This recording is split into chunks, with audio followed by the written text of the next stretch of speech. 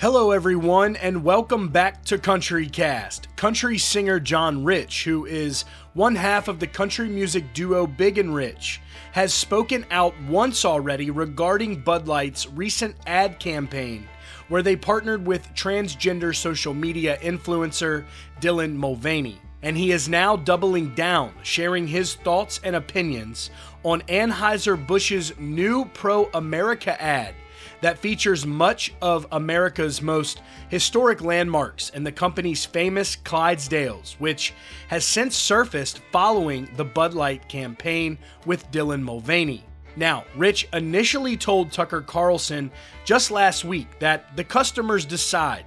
I own a bar in downtown Nashville. Our number one selling beer up until a few days ago was what? Bud Light. We got cases and cases and cases of it sitting back there. But in the past several days, you're hard-pressed to find anyone ordering one. So as a business owner, I go, hey, if you aren't ordering it, we got to put something else in here. At the end of the day, that's capitalism. That's how it works. And now, during an interview with Fox News Digital, Rich shared, well, it looks like they've come out with this pro-America, patriotic, old-school Budweiser looking ad with the Clydesdales and the red, white, and blue and all that. Well, a little late for that.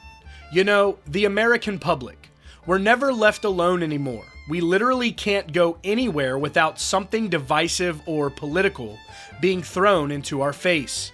And I think when they went after the beer can, something that people have loved for decades, Bud Light, Coors Light, that's kind of like Ford and Chevy.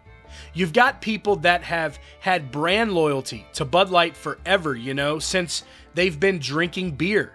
That's what they drink. And they feel betrayed by it. And they just can't believe that now, when they're sitting down to relax and have a beer, at the end of the day, now it's in their face again. And I think they've just had enough of it. Rich continued and added, I wasn't upset that they did it, but I thought, wow, I don't think that's going to turn out like they thought. And of course, now you look up and I think Bud, like this morning, is approaching $7 billion in revenue lost already. I mean, it's pretty incredible. I said the other day to a buddy of mine, can you imagine? Tell me if you think this will ever happen again. A bunch of guys sitting at a NASCAR race and the waitress comes up and says, hey guys, can I get you something? Yeah, we'll take a round of Bud Lights. You think that will ever happen again? It won't. It will not happen.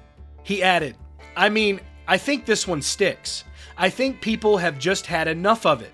It's like a bullhorn in your face all the time with all of these subjects and all of these divisive topics that have now bled into what is supposed to be our laid-back time, our easygoing time. John Rich also reiterated on his decision to pull Bud Light from his bar. The customers aren't going to order it. I'm not going to stock it. We've only got limited area. I've got a limited bar.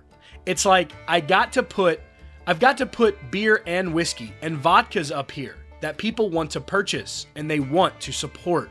And brother, I can tell you right now, it is a vicious attitude towards Bud Light.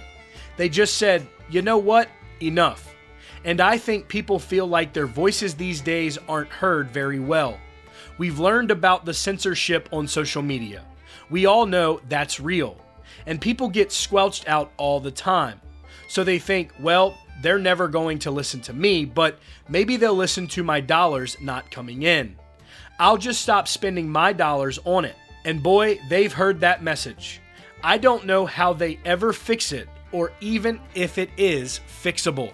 So guys, that will be all for today's video here on CountryCast. And as always, thank y'all for tuning in.